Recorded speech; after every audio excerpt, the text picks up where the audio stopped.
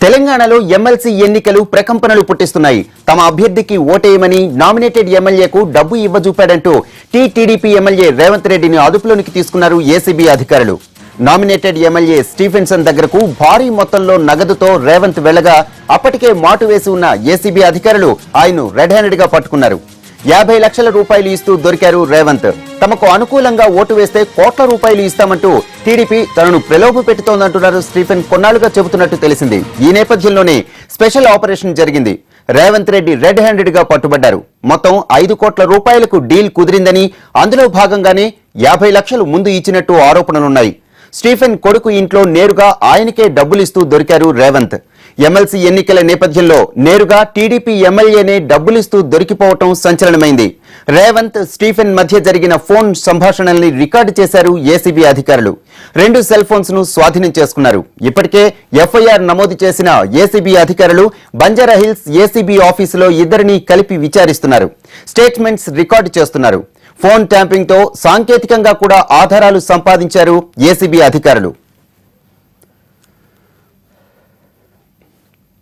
Stephenson నివాసంలో ఏసీబీకి 2 డబ్బు సంచులు దొరికాయి. ఒకటి కర్రల సంచి, మరొకటి నల్లటి హ్యాండ్ బ్యాగ్ దొరికింది. రేవంత్ రెడ్డిని అరెస్టు చేసే సమయంలో ఈ బ్యాగులను కూడా తమతో తీసుకెళ్లారు ఏసీబీ అధికారులు. సంఘటనా స్థలంలో డబ్బు సంచుల్ని ఏసీబీ స్వాధీనం చేసుకున్నారు. మరిన్ని వివరాలు మా ప్రతినిధి రమేష్ వైట్లని అడిగి తెలుసుకుందాం. రమేష్, చెప్పండి, డబ్బు సంచుల్ని ఏసీబీ స్వాధీనం చేసుకున్నట్టు విజువల్స్ లో చూస్తున్నాం. దీనికి సంబంధించిన డీటెయిల్స్ ఏంటి? చూస్తాం. ఏదైతే ఏసీబీ అధికారులు రేవంత్ రెడ్డి డబ్బులు ఇస్తున్న సందర్భంలో ఇచ్చిన బ్యాగ్స్ తో పాటు మిగతా వీటన్నిటి మొత్తాన్ని కూడా అధికారులు స్వాధీనం చేసుకొని డబ్బు సంచితో కూడిన వీటన్నిటి కూడా ఏసీబీ స్వాధీనం చేసుకుని సీజ్ చేసి వాటిని ఏసీబీ కార్యాలయం కూడా తరలించడం జరిగింది. దీంట్లో అంటే ఏదైతే డబ్బులు ఇది నామినేటెడ్ ఎమ్మెల్యేకి ఇచ్చారో సంబంధించిన ఆ లెక్క మొత్తాన్ని కూడా డినామినేషన్ కూడా వేసుకొని ఆ డినామినేషన్ మొత్తం కూడా ఆ నోట్ సంబంధించిన డీటెయిల్స్ రాసుకోవడం జరిగింది. వీటన్నిటిని ప్రస్తుతానికి ఏసీబీ అధికారులు సీజ్ చేసి దాన్ని మొత్తాన్ని కూడా అక్కడ తరలించారు. అయితే మరోవైపు దీనికి సంబంధించి పూర్తిగా ఇంకా విచారణ చేస్తున్నామని చెప్పి అధికారులు చెప్తున్నారు. మరి కాసేపట్లో కూడా ఏసీపీ డీజీ కూడా ఇది ఏసీపీ కార్యాలయం కూడా వచ్చే అవకాశం ఉంది. అక్కడే తర్వాత కూడా ఫర్దర్ ఇన్వెస్టిగేషన్ ఉండబోతుంది. అయితే దీనికి సంబంధించి మరోవైపు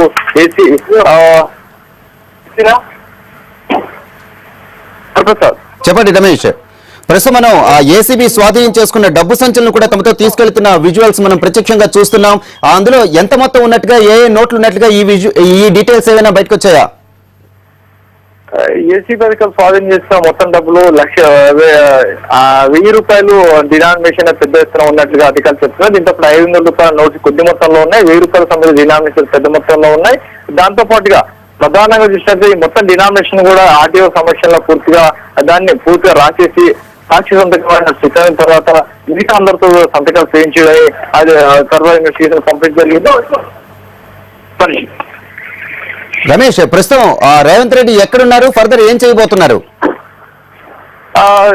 వరప్రసాద్, ఈ సంబంధించి ఫర్దర్ చూసినట్టయితే రేపు కానీ రేపు సాయంత్రంలోగా ఇటు రేవంత్ రెడ్డిని తీసుకెళ్లి కోర్టు హాజరుపరిచే అవకాశం ఉంది. ఎందుకంటే దాదాపుగా 24 గంటల సమయం పాటు వీళ్ళకు ఖచ్చితంగా ఉంటది. దీంట్లో ప్రధానంగా చూసినట్లయితే ఒక నిందితుడిని అరెస్ట్ చేసిన తర్వాత అతను సంబంధించిన పూర్తిగా 24 గంటల పాటు సమయం విచారణ అధికారులకు ఉంటుంది. ఎందుకంటే 24 అవర్స్ విచారించి సంబంధించిన పూర్తి వివరాలు సేకరించేందుకు అవకాశం ఉంటుంది. కాబట్టి రేపు సాయంత్రంలోగా ఈ రేవంత్ రెడ్డిని కోర్టులో హాజరుపరచడానికి అవకాశం ఉంటుంది. అయితే ఇప్పుడు ఈ రోజు నుంచి రేపటి వరకు కూడా పూర్తిగా అతనికి సంబంధించిన వివరాలు సేకరిస్తారు. దాంతో ఈ డినామినేషన్ ఈ డబ్బులు ఎక్కడి నుంచి తీసుకొచ్చారు అన్న విషయాన్ని కూడా అధికారులు కనుక్కుంటారు. ఒకవేళ ఇది లీగలైజ్డ్ మనీ అయినప్పుడు అయితే అదొక ప్రాసెస్ ఉంటుంది, ఒకవేళ ఇల్లీగల్ మనీ అయినప్పుడు అదొక ప్రాసెస్ ఉంటుంది. ఈ రెండింటికి సంబంధించిన ప్రాసెస్ కూడా ఉంటది. అయితే దీనికి సంబంధించి పూర్తి స్థాయిలో కూడా అధికారులు ఈ డబ్బు ఎక్కడి నుంచి వచ్చింది, ఎవరిచ్చారు, ఎక్కడి నుంచి పట్టుకొచ్చారు అన్న విషయాన్ని తెలుసుకుంటారు. మరోవైపు దీంట్లో ఈ డబ్బు సంబంధించి ఎవరైతే ఇల్లీగల్ ఒకవేళ కనుక రేవంత్ రెడ్డికి ఇచ్చినట్లయితే ఆ సమాచారం కూడా సేకరించి అతను కూడా అదుపు తీసుకుంటారు. కాబట్టి పూర్తి వివరాలు సేకరించేందుకు 24 గంటల టైమే ఉంటది. కాబట్టి అందుకు పూర్తి విచారణ చేస్తున్నామని చెప్పి అధికారులు చెప్తున్నారు. Right, thank you Ramesh. Revanth రెడ్డిని ప్రస్తుతం బంజారా హిల్స్ ఏసీబీ కార్యాలయంలో విచారిస్తున్నారు. దీనికి సంబంధించిన డీటెయిల్స్ తర్వాత ఎక్కడికి తీసుకువెళ్తారు, ఫర్దర్ స్టెప్ ఏంటి అనేది మా ప్రతినిధి రాఘవేంద్ర అడిగి తెలుసుకుందాం. రాఘవేంద్ర, చెప్పండి, రేవంత్ విచారణ అనంతరం నెక్స్ట్ స్టెప్ ఎక్కడికి తీసుకెళ్తారు, ఏం చేయబోతున్నారు?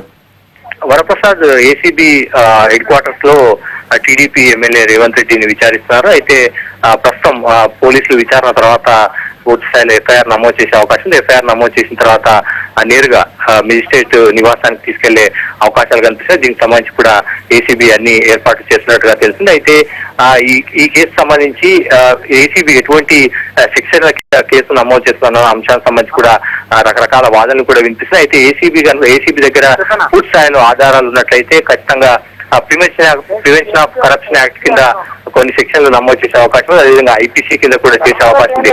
మరోవైపు 50 లక్షల రూపాయలతో పట్టుబడాలన్న ఏసీబీ వర్గాలు చెప్తున్న నేపథ్యంలో ఐటీ యాక్ట్ కింద కూడా కేసు నమోదు చేసే అవకాశం ఉన్నట్టుగా, శిక్షల కింద నమోదు చేసే అవకాశం ఉన్నట్టుగా తెలిసింది. మరోవైపు ఒక ప్రజాప్రతినిధి మరో ప్రజాప్రతినిధిని లోబర్చుకునే ప్రయత్నం లేదా ఓటు తనకు అనుకూలంగా ఓటు వేయమని అడిగే ప్రయత్నం చేశారు కాబట్టి పీపుల్స్ రిప్రజెంటేటివ్ యాక్ట్ కింద కూడా శిక్షలు నమోదు చేసే అవకాశం ఉంది. అయితే ఏసీబీ ఈ అన్ని యాక్ట్స్ కింద శిక్షల కింద కేసు నమోదు చేస్తుందా లేకపోతే ఎటువంటి వైఖరి వాళ్ళు తీసుకుంటున్నారు కూడా చూడాల్సి ఉంటుంది. ఈ ఎఫ్ఐఆర్ ను నమోదు చేసిన ఎఫ్ఐఆర్ అదేవిధంగా ఏసీబీ పీపీ ఆర్గ్యుమెంట్స్ బట్టి రేవంత్ రెడ్డికి బెయిల్ వచ్చేది దానికి సంబంధించి తెలిసే అవకాశం ఉంది. అయితే రేపు ఎమ్మెల్సీ ఎన్నికలకు సంబంధించి పోలింగ్ జరగబోతుంది కాబట్టి ప్రజాప్రతినిధులకు రాజ్యాంగం కల్పించిన హక్కు ఎన్నికలు జరిగినప్పుడు ఓటు వేసే అవకాశం ఉంటుంది. ఈ నేపథ్యంలో రేవంత్ రెడ్డి లాయర్ కనుక కోర్టులో మెజిస్ట్రేట్ ముందు కనుక వాదనలు వినిపిస్తే రేవంత్ రెడ్డికి ఓటు హక్కు కల్పించే అవకాశాలు ఉన్నాయి. గతంలో జరిగిన వివిధ కేసుల్లో కూడా కోర్టులు ఇచ్చిన తీర్పులను కనుక మనం చూస్తే ప్రజాప్రతినిధులకు ఓటు హక్కు వినియోగించుకునే అవకాశం కూడా కల్పించారు. ప్రస్తుతం మాత్రం